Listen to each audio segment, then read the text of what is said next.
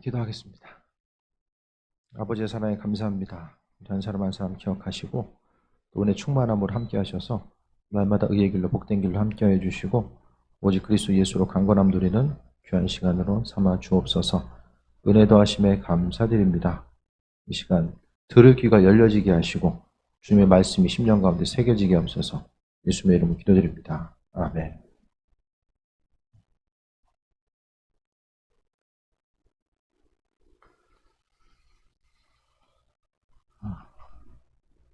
오늘 본문의 내용은 아브라함과 롯이 이제 서로 헤어지는 내용이죠.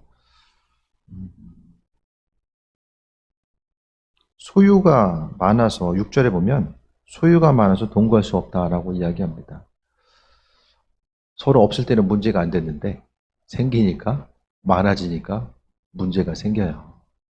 삶의 여정 가운데서 많아짐으로 인하여서 오히려 없어서 생기는 문제도 있지만 소유가 많아짐으로 인하여서 오히려 발생되는 문제들도 또 옛날이나 지금이나 마찬가지가 아닐까 생각을 해보게 됩니다.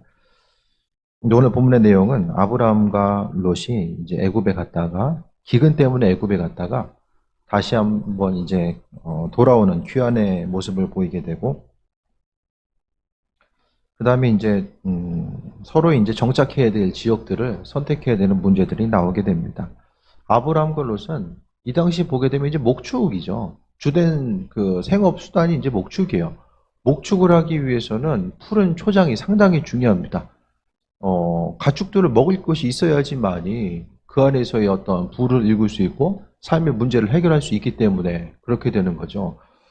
그런데 이제 서로 이제 보다 보니까 목축지는 한정이 돼 있고 풀이 나는 것은 한정이 돼 있는데 그 안에서 이제 서로 모이다 보니까 오늘 7절에 보면은 아브라함의 목자 가축과 롯의 가축의 목자 그리고 또한 가나안 사람과 브릿 사람도 같이 있다 보니까 그 안에서 이제 치열한 다툼의 문제가 나타나게 됩니다. 그랬을 때에 이제 서로 결정을 내려야 되는 상황이 오게 되죠. 아브라함이 8절의 말씀을 통해서 이야기합니다. 서로 다투게 하지 말자라고 이야기하죠. 신앙인들의 삶은 다툼을 종식시키는 것에 있어서 중심을 둬야 됩니다. 그러니까 이제는 교회 공동체가 세상 가운데서 머리로 아는 것으로만 그쳐서는 안 되고 앞으로 이제 세상 가운데 선한 영향력을 나타낼 수 없다고 한다면 교회 공동체도 그렇고 기독교 자체도 마찬가지입니다. 세상 가운데 교회가 만약에 교회 자체를 위해서만 존재하게 되면은 더 이상 세상에 존재할 수가 없어요. 그러니까 교회 공동체는 항상 세상에 왜 교회가 존재해야 되는지에 대해서 그 당위성을 분명히 나타내면서 삶을 살아갈 수 있어야만 합니다. 그냥 우리끼리 좋아서 그냥 하나님과 나와의 관계성이 중요하고 그것을 위해서만은 절대로 살아갈 수가 없어요. 하나님은 세상 가운데 빛과 소금의 역할을 감당하라고 말씀하셨고 하나님의 영광을 세상에 나타내는 삶을 살아가라고 말씀하셨거든요. 믿지 않는 사람들뿐만 아니라 믿는 사람들 모두가 왜 이 땅에 교회가 존재해야 되는지를 분명히 인식해야 되고 세상 가운데 나타낼 수 있어야만 합니다. 그렇게 하기 위해서는 세상 가운데 우리가 신앙인으로서 조용히 명목상의 그리스도인이 아니라 우리의 신앙의 정체성을 분명히 드러내고 또 세상 가운데 하나님의 백성으로서의 온전한 삶을 살아가는 것에 마음의 중심을 두지 않으면은 교회 공동체는 더 이상 존재할 수가 없음을 말씀드립니다. 그래서 믿는 자로서 오늘 아브라함의 예를 통해 보게 되면 다툼이 있을 때에 아브라함은 종식시키고자 하는 모습을 보이거든요. 그러니까 여러분이 각각에 속해 있는 그곳에서 다툼이 사라지게 되고 또 하나님의 영광이 나타나고 그러니까 우리 한 사람 한 사람이 신앙인으로서 분명히 존재감을 드러낼 수 있어야만 합니다. 그냥 조용히 세상에 묻어 사는 존재가 아니라 우리가 하나님 영광 위해서 또 하나님 나라 위해서 쓰임받는 길은 우리가 있는 곳에서 적극적으로 나 자신이 신앙인임에 대해서 인식하고 또 그것에 대해서 분명히 나타낼 수 있어야만 합니다. 그것을 통해서 물론 나 자신이 신앙인임에 대해서 나타나게 되면 뭔가 좀 더 헌신해야 되고 불편함을 감내야 되는 일들이 있을 수 있지만은 하지만 하나님께서 우리에게 신앙인으로서 사명 감당하라고 말씀하셨고 우리가 이 땅에 존재해야 되는 분명한 이유와 목적이 무엇인지를 말씀해 주셨기 때문에 믿는 자로서의 복된 삶을 살아가야 됩니다. 하나님이 아브라함에게 약속하신 것들은 뭐냐면 아브라함을 통해서 세상 모든 민족이 복을 받게 하신다는 것이 가장 중요한 약속이에요. 하나님이 자녀의 복과 장수의 복, 영토의 복을 하나님께서 토지의 복을 허락하신 이유 자체는 아브라함 혼자가 잘 되기 위해서 그 복을 주신 것이 아니라 분명하게 하나님께서 아브라함에게 그 복을 주신 이유와 목적이 무엇인가를 말씀하시면서 분명하게 주변 모든 사람들이 만국이 너의 삶을 통해서 복을 받게 될 것이다 라고 말씀하셨습니다. 우리의 삶에 있어서 가장 중요한 것은 하나님 보시기에 복된 삶이 뭐냐면 우리가 이 땅 가운데 더 많은 것을 누리는 삶이 아니라 주변 사람들을 향하여서 하나님의 영광 가운데서 나로 인해서 주변 사람들이 복을 받고 기쁨과 소망함을 가지고 살아가는 것 자체가 하나님 보시기에 가장 합한 삶의 모습이라는 것을 잊지 말아야만 합니다. 그래서 중보기도 할 때도 마찬가지입니다. 자녀들을 위해서 기도할 때, 또 나 자신의 모습 가운데서도 기도할 때마다 잊지 말아야 될 것은 나의 삶을 통해서 하나님의 영광이 나타나길 원하고 주의 도우심과 인도하심이 나타나길 원합니다. 주변 사람들이 내 삶을 통해서 뭔가 좀 편안함을 누리고 온전함을 누릴 수 있는 것, 그것이 하나님 보시기에 정말 온전한 삶의 모습을 믿지 말아야만 합니다. 그냥 이 땅 가운데서 나 자신이 잘 되고 그 온전한 복이 있어서 내가 더 풍성함을 누리고 또 누리는 것 자체, 그것 자체가 계속 말씀드리지만은 주님께서 허락하신 은혜 자체가 나 자신을 통해서 끝나버리게 되면 결코 유익이 없습니다. 그래서 많은 부분에 이제 그 이스라엘의 사해를 통해서 이야기하잖아요. 사해. 죽은 바다라고 이야기하잖아요. 물이 다 들어가고 쌓이긴 하는데 끝이에요. 거기서 다른 곳으로 흘러가지 못하기 때문에 물이 계속해서 쌓이고 증발하면서 염분만 남게 되고 아무것도 살 수 없는 곳이 돼버린다는 거죠. 그래서 이게 되기 위해서는 다른 사람의 유익, 하나님의 영광을 나타내기 위해서는 예수님 때문에 불편한 게 좀 많아져야 돼요. 내 인생은 예수님 때문에 날마다 기쁘고 평안하다? 물론 주님 주신 기쁨과 평안함이 마음에 누려야 되겠지만은 육신적으로 예수님 때문에 불편하고 힘든 여정들이 분명하게 있어져야 됩니다. 주님 때문에 날마다 기쁘고 세상 가운데 누리고자 하는 삶이 아니라 이번 한 주간 잘 좀 생각해 보세요. 예수님 때문에 좀 불편한 상황들이 있었는가? 전혀. 주님 때문에 불편한 상황이 없었다고 한다면 내가 한 번 더 마음 먹어야 되고 주님의 사랑과 인도하심을 나타내기 위해서 섬긴다라는 것은 희생을 뒷받침해야 되거든요. 누군가의 그 희생 없이는 절대로 섬길 수가 없고 아브라함도 마찬가지입니다. 아브라함도 본문을 통해서 이야기하는 것이 문제가 생기니까 목초지는 한정적인데 서로 이제 양은 먹여야 되고 양과 소는 먹여야 되는데 이제 자리가 없잖아요. 그래서 이야기하는 것이 다투게 하지 말고 구절을 통해서 보게 되면 내 앞에 온 땅이 있지 아니하냐. 나를 떠나가라. 내가 좌하면 나는 우하고 내가 우하면 나는 좌하리라. 아브라함의 상황이 좀 여유가 있어가지고 너 아무데나 네가 먼저 선택해라 할 수 있었을까요? 조카보다 소유가 더 많으면 더 절박한 거예요. 양이 더 많다라는 것은 그만큼의 목초지가 더 필요한 거예요. 어떻게 생각하면 조카한테 양보할 입장이 아니에요. 아브라함. 예를 들어서 내 양은 1000마리, 조카 양은 500마리. 누가 더 급해요? 목초지가. 아브라함이 더 급하잖아요. 그런데 아브라함의 삶의 여정을 통해 보게 되면 중간중간에 뭐 아내를 누이라고 속이고 이런 어려움들이 있었지만은 그의 일생을 통해서 후반기로 가면 갈수록 그의 삶의 모습을 통해 볼 수 있는 것은 하나님의 약속을 계속해서 기억했던 것으로 보여집니다. 믿음 흔들릴 때마다 하나님은 뭐 하셨어요? 나타나셔서 아브라함을 위로하시고 그의 삶의 여정 가운데 함께해 주셨어요. 아브라함이 행할 바가 무엇인지를 말씀하셨고 또 근심 걱정하고 있을 때 하나님께서 아브라함을 만나 주셔서 하나님의 약속을 다시 한번 갱신시켜 주신 거죠. 너는 그냥 사람이 아니야. 너 혼자만 잘 되는 것이 아니라 너로 인해서 만국의 모든 사람들이 복을 받게 될 거야. 실족하여 있고 무엇을 해야 될지도 모르는 그 상황 가운데서 하나님께서 만나 주셨어요. 결국 기도하는 사람들에게 하나님은 나아갈 바가 무엇인지를 또 하나님의 약속의 말씀이 무엇인지를 깨달아 알게 해주세요. 그래서 우리가 항상 기도한다는 것은 마음을 지킬 수 있는 유일한 방법이거든요. 기도함이 없으면 우리가 세상 가운데 마음과 생각을 지키고 환경은 계속해서 변해가는데 그 변해가는 환경 가운데서 무엇을 어찌 해야 될 바를 모릅니다. 보여지는 환경 가운데서 마음의 생각이 요동하게 되고 처음 가졌던 생각을 또 갖고 나아가기가 힘든 거죠. 아브라함이 급했을 거예요. 하지만 아브라함의 마음속에 항상 하나님의 약속의 말씀이 있었습니다. 그래서 땅이 좋아가지고 목초지가 더 좋은 것을 선택해서 그의 삶이 복을 누린다라고 생각하지 않고 아브라함의 마음속에서는 어디서 무엇을 하든지 간에 어디에 정착하든지 간에 하나님이 이루시고 함께 하신다라는 그 약속의 말씀을 신뢰했기 때문에 그는 조카를 통해서 어디로 가든지 네가 먼저 선택해라. 목초지가 어느 곳이 좋든지 간에 먼저 선택하라고 이야기할 수 있었던 거죠. 그 마음의 여유, 주님께서 행하실 것에 대한 그 마음의 여유.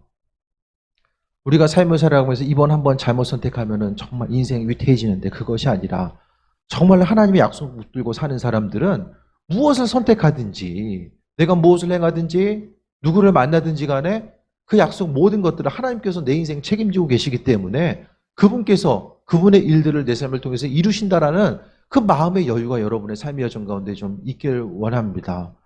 그래서 그 마음의 여유가 있는 사람들은 눈에 보이는 상황이 어떠하다라고 할지라도 환경 때문에 불안해하지 아니하고 마음의 여유를 가지고 나아가는 거죠. 환경 자체는 아브라함이 마음의 여유를 가질 수 없는 상황이지만 하나님께서는 그의 마음속에 위로하시고 함께하시고 약속의 말씀 붙들고 나아갔기 때문에 그의 삶의 여정 가운데 어디로 가든지 상관이 없는 거예요. 무엇을 행하든지 간에 어떤 일을 선택하고 무엇을 바라보고 어떻게 행하든지 간에 그 심령 가운데 여유가 있었던 것은 바로 하나님의 약속의 말씀을 붙들고 살아갔기 때문입니다. 세상 가운데 우리가 모든 것들을 바라볼 때마다 보여지는 대로 생각하고 판단하는 것, 그것에 대해서 조심해야 되는데 롯은 어떤 선택을 하냐면 10절 보겠습니다. 선택을 하라고 하니까 롯이 이야기하는 것은 눈을 들어 요단 지역을 바라본즉 소알까지 온 땅에 물이 넉넉하니 여호와께서 소돔과 고모라를 멸하시기 전이었으므로 여호와의 동산 같고 애굽 땅과 같았더라. 우리도 다 그랬을 거예요. 딱 땅을 선택하라고 하면 사람의 생존 조건 첫 번째가 물이 있어야 돼요. 물이 있어야지만이 문명도 이루어지고 모든 것이 농업도 물이 있어야지만이 풀이 자라고 풀이 자라야지만이 농업도 가능하고 목축도 가능하잖아요. 그래서 사람이라고 하면 자연스럽게 본능적으로 물이 있는 곳을 선택할 수밖에 없었다라는 거예요. 롯은 보여지는 대로 선택하게 됩니다. 보기에 뭐라고 이야기하냐면은 여호와의 동산이 뭐예요? 에덴 동산이잖아요. 딱 보니까 에덴 동산 같은 거예요. 전망이 기가 막혔던 것 같아요. 또 애굽 땅. 나일강이 언제나 흐르고 있고 그 나일강을 통해서 공급받는 풍성한 물로 인해서 이집트에 피라미드가 그냥 지어진 것이 아니라 나일강 때문에 지어진 거예요. 나일강 때문에 잉여 농산물이 생기고 문명이 이루어지고 경제력이 있었기 때문에 세워진 거예요. 당장 먹고 살기 급급한데 돌 옮겨가지고 어떻게 그걸 지을 수 있어요. 이 풍요로움이 있었던 거 얼마나 풍요로운지 애굽 땅 같고 에덴 동산 같았다라고 이야기합니다. 그런데 우리가 돌아봐야 될 것은 보여지는 것 가지고 선택하고 반응하는 것이 얼마나 위험한 일인지를 생각해 봐야 됩니다. 여러분의 자신에 있어서의 생각과 관점, 여러분의 지혜를 신뢰할 수가 있습니까? 스스로의 판단에 대해서 신뢰할 수가 있어요? 사람의 마음 먹고 아침에 마음 먹고 오후에 마음 왔다 갔다 하고 변화되는 것이 얼마나 많이 있습니까? 스스로 마음 먹고 생각했던 것들이 요동하는 것. 정말 이것은 100% 확신한 거야 라고 선택했던 그 일들이 내 인생 가운데서 기쁨의 요소보다는 어려움의 요소로 다가왔던 적들이 누구에게나 다 있을 거예요. 삶의 순간순간마다 보여지는 것 바라보고 내 생각과 지혜와 관점을 통해서 바라보고 의지하고 나아갔던 것들, 순간적으로 그것이 옳은 것처럼 보여도 묻지 않고 선택했던 것들, 하나님의 약속 붙들지 않고 묻지 않고 죽게 물어보지 않고 눈에 보이기에 좋은 대로 움직이고 행하는 것들에 대해서 항상 조심해야 됩니다. 보여지는 그것이 어떻게 됩니까? 나중에 13절 보면은 소돔 사람은 여호와 앞에 악하여 큰 죄인이었더라. 먹고 살기에 편하다 보니까 항상 사람이 조심해야 될 때는 어느 정도 살만할 때 조심해야 돼요. 항상 사람이 힘들고 어려울 때는 범죄함이 덜 노출되는데 뭔가 편안함이 있고 기도 제목을 발견하기 힘들고 뭔가 삶에 있어서의 절박함이 없을 때 범죄는 나타나게 됩니다. 로마가 그렇게 멸망했고요. 오늘 소돔과 고모라가 어떤 땅입니까? 하나님이 불로 심판하시잖아요. 하나님이 친히 지역을 꼭 집어가지고 심판하신 곳이 소돔과 고모라예요. 왜 심판하셨습니까? 죄악의 모습이 이루 말할 수가 없었던 거예요. 네. 잉여 농산물이 넘치고 자원이 넘쳐나다 보니까 사람들은 먹고 즐기는 데에 육신적인 감각에 있어서의 편안함을 즐기는 데에 삶을 노출시키게 됩니다. 그래서 그 편안함에 극치를 달리는 것이 동성애의 문제가 나타나게 되고 여러 가지 성적 타락과 범죄함이 계속해서 이어지고 하나님께서는 그 부분을 참지 아니하시고 불을 통해서 그러니까 하늘에서 이제 그 불이 떨어진 거예요. 화산 폭발해가지고 불이 이제 떨어지는 것과 마찬가지로 그런 일들이 나타나게 된 거죠. 죄의 모습이 만연했을 때에 항상 우리가 보여지는 것, 환경 가운데서 물질의 소유의 넉넉함이 있을 때에 항상 조심해야 됩니다. 그런데 서도에 말씀드렸던 것처럼 주신 것들을 부지런히 흘려보내고자 했을 때에 더 이상 문제는 나타나지 않아요. 근데 주어진 것 자체가 나 자신에게 머물고 우리 가정에 머물게 되는 그 순간부터 사람이 인식하지 못하게 조금씩 이제 문제들이 이제 씨앗을 키우게 되는 거예요. 그것은 내가 원하든 원치 않든지 간에 항상 사단은 쉼이 있고 편안함이 있는 그곳에 항상 씨앗을 뿌리게 되고 그 안에서 욕심이 계속해서 잉태하게 돼서 사망 권세가 삶을 억누르게 되는 현상들이 나타나게 됩니다. 그 대표적인 예가 오늘 본문에 롯이 정착했었던 소돔과 고모라의 예로서 우리가 발견할 수 있게 됩니다. 아브라함의 얘기로 다시 한번 돌아가게 되면 그는 하나님의 약속의 말씀 붙들고 움직이고 반응하게 돼요. 그러니까 우리의 심령 가운데 하나님의 약속의 말씀 그 부분이 어떻게 존재하고 있는가? 선택함에 있어서 항상 내 생각과 관점 가운데 보기에 좋은 것들, 그렇듯해 보이는 것들 그 부분을 선택하고 나아가는 것이 아니라 하나님 보시기에 합한 자들로서의 온전한 삶을 살아가는 것에 중심을 두어야만 합니다. 이 시대 가운데서 점점 사람의 생각 자체가 점점 단순해져요. 누구나가 다 젊은 세대로 가면 갈수록 복잡한 것에 대해서는 싫어하죠. 어렵고 복잡한 것은 싫어하고 광고도 점점 짧아지는 거 아세요? 왜? 조금만 길어져도 안 봐요. 그러니까 점점 짧아지는 거예요. TV 광고도 점점 중간에 왜 집어넣으려고요? 광고 시간 길어지면 돌리니까 중간에 짤막하게 집어넣고 핸드폰 광고도 다 짤막하게 집어넣고 오래 집중하는 걸 못하고 생각하는 걸 싫어해요. 그래서 참 점점 더 신앙인들의 종교 자체가 많은 부분 쇠퇴하잖아요. 복잡하게 생각하는 걸 싫어하는 거예요. 복잡하게 생각하는 거죠.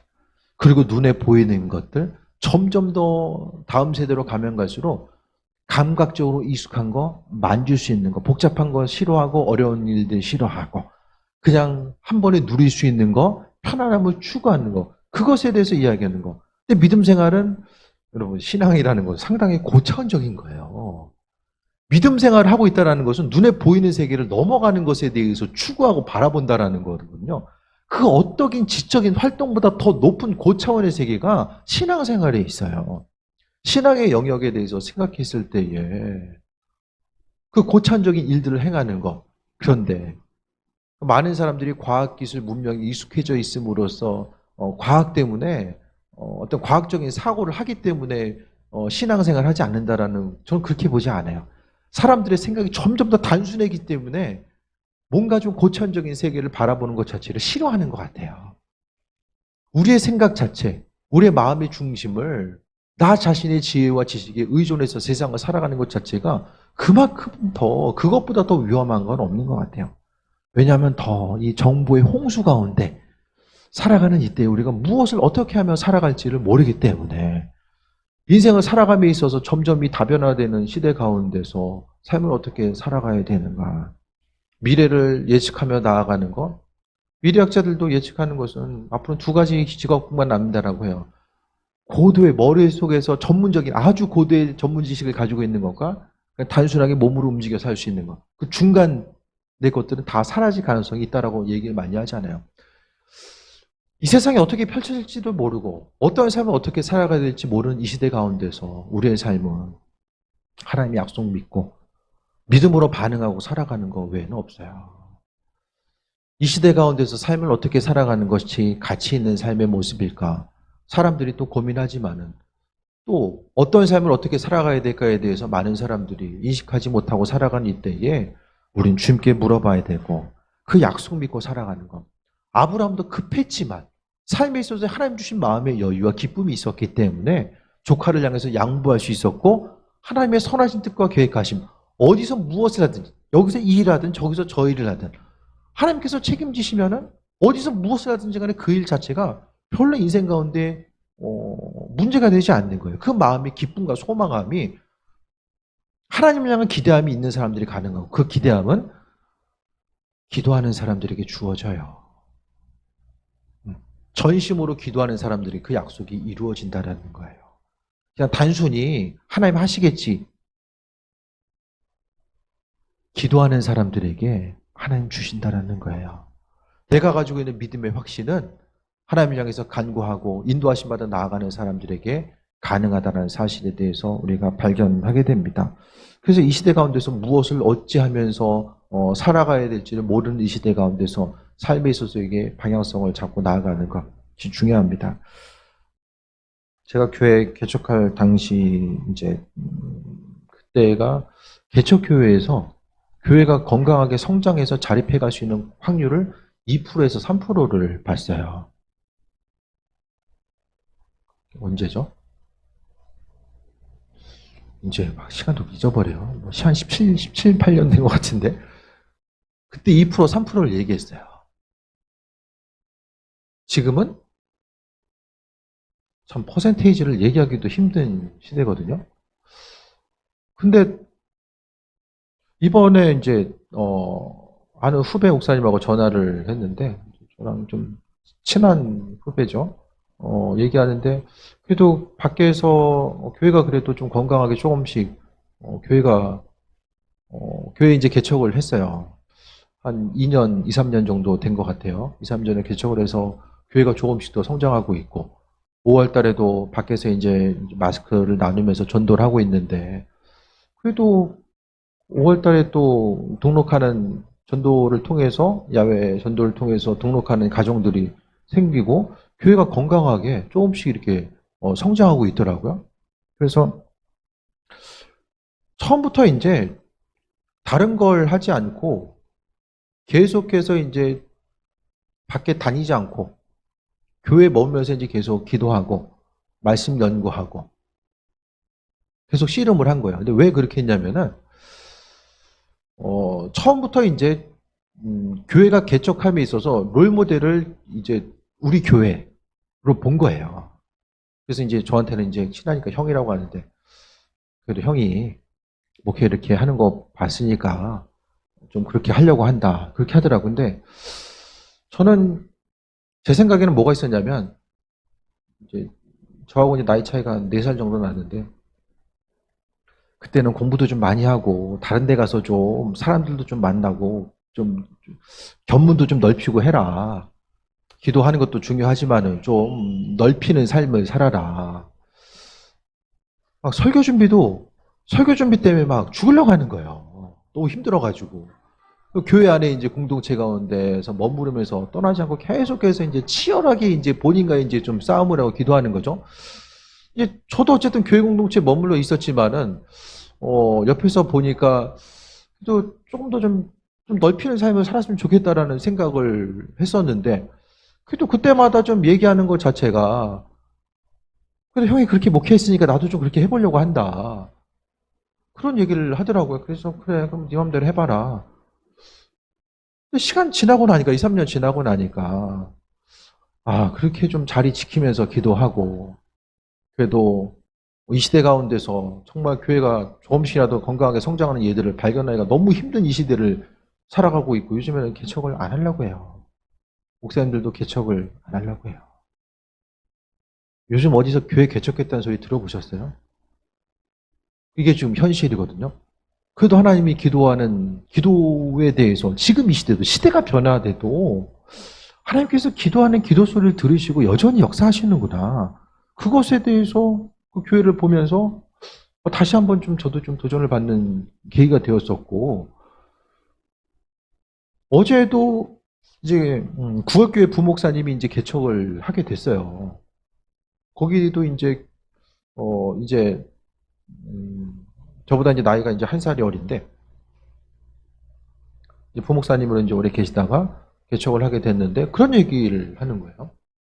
새벽에 이제 구월교회가 차운행을 새벽 시간에 많이 하는데, 새벽에 이제 요 앞에 지나가시나 봐요. 차운행 할 때마다 이제 교회가 3층에 있으니까 불은 잘 보이잖아요. 여기 이제. 그래서 그래도 새벽 재단이 불이 꺼지지 않고 계속해서 꺼지지 않고 있는 걸 보니까 참 여러 가지 볼 때마다 좀 본인이 목회의 방향성에 대해서도 생각을 하고, 좀 광영교회가 본인 목회함에 있어서 좀 좋은 모델이 된다. 그런 얘기를 하는 거예요. 그래서 이제 조만간에 이제 인사교육회가 다 통과가 되고 교회가 이제 개척돼서 이제 시작이 될 텐데, 그 가운데서 교회가 어쨌든 이런 좋은 모델이 돼서 나아갈 수 있는 이런 것들, 우리가 알게 모르게 행해왔던 것들이 누군가에게 새로 출발하고 시작하는 이들에게 좀 소망과 도움의 요소로 다가올 수 있게 되는 것을 발견하게 됩니다. 이 시대 가운데서 우리의 그 스스로의 방법이 아니라 하나님의 도우심과 그 인도하심에 대해서 생각하는 것. 우리 교회도 생각해 보게 되면 이번 주에 9월 지방에, 우리 속해 있는 9월 지방에 이제 평신도 단체가 있어요. 그래서 평신도 단체에서 이제 여러 가지 사업을 하기 위해서 교회 가운데 이제 분담금을 이 정도 분담금을 교회 사이즈 따라서 분담금을 책정해서 보내거든요. 분담금이 9월교회나 힌도교회나 우리 똑같아졌어요. 지금 상황 자체가 똑같이 이제 해가지고 이렇게 보냈더라고요. 우리가 생각보다 훨씬 좀 세 살아서 그렇지 생각보다는 좀 괜찮은 좀 상황인 거예요. 여러 가지로. 교회가 지금 현실 가운데 감당하는 것들, 지방 가운데 감당하고 해외 선교를 향해서 감당하는 것들에 대해서 생각하면 우리가 지금 모이는 인원보다 훨씬 더 많은 부분을 감당하고 있고, 주변에서 보기에도 그래도 상당히 괜찮은 교회의 모습으로서 좀 비춰지고 있어요. 그 모든 것들을 좀 생각해 봤을 때에 저도 기도할 수 있었던 거, 여러분도 자리를 지키고 기도할 수 있었던 거, 또 교회 인원수 대비해서 이제 평일날 모여서 기도하고 평일 예배에 참여하는 인원 자체가 그래도 퍼센테이지로 보면 상당히 많이 참여하고 있거든요. 이 모든 것들이 다 어떻게 참여할 수 있는가? 결국 약속 믿는 거죠.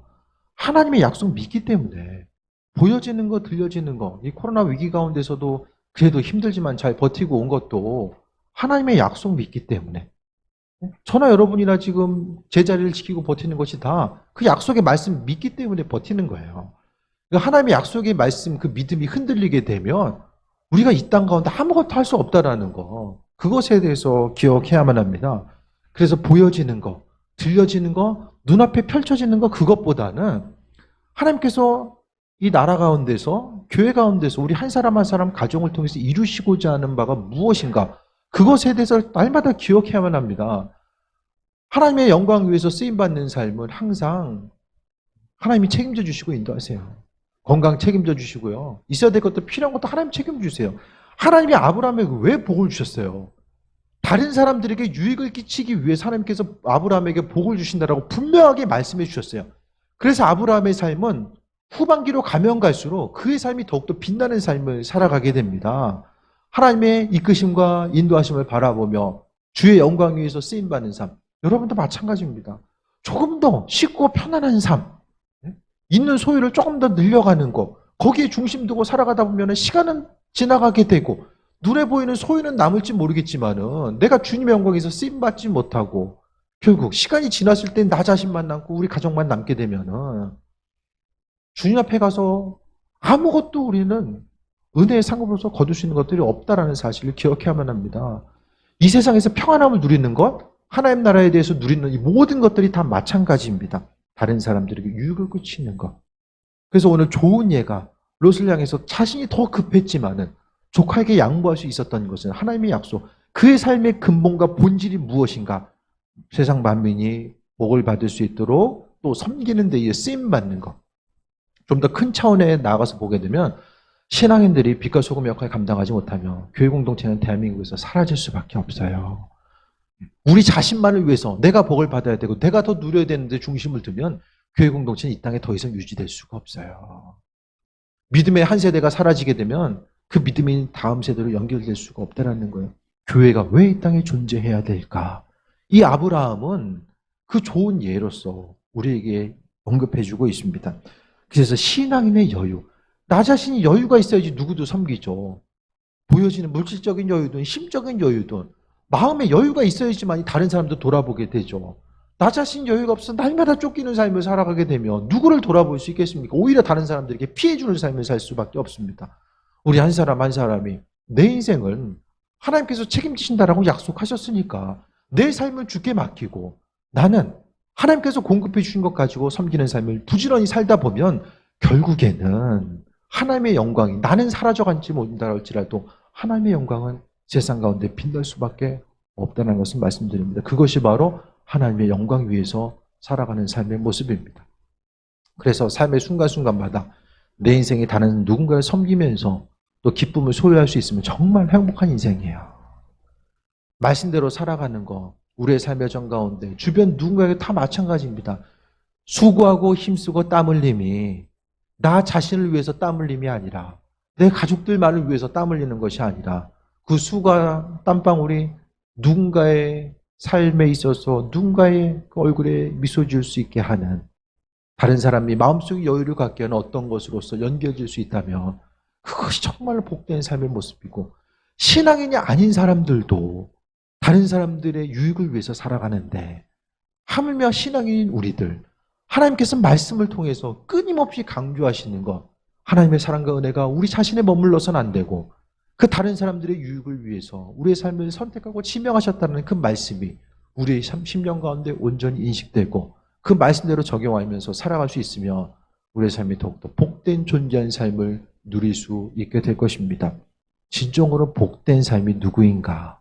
세상에서의 삶은 더 많은 것을 누리고 소유할 수 있고 또 기쁨과 평안함 가운데 살아갈 수 있는 것이라고 한다면, 신앙인의 삶은 바로 내 삶의 여정을 통해서 누군가에게 주의 이름 때문에 유익을 줄 수 있는 귀한 삶을 누린 것, 그것이 바로 우리에 있어서의 상급이고 열매라는 사실을 다시 한번 기억하시고, 마음과 생각이 넓어져서 당장 하루하루의 삶에 있어서의 연연함으로 살아가는 것이 아니라 신앙인의 여유, 하나님 주인이시라고 말씀하셨는데 그 주인 되신 하나님과의 관계성 가운데서 우리가 하루하루 살아갈 수 있으면 당장 눈앞에 들려지는 세상의 소식 때문에 마음이 요동하거나 조마조마하지 아니하고 기쁨과 소망함 가운데 마음의 여유 가지고 살아갈 수 있게 될 것입니다.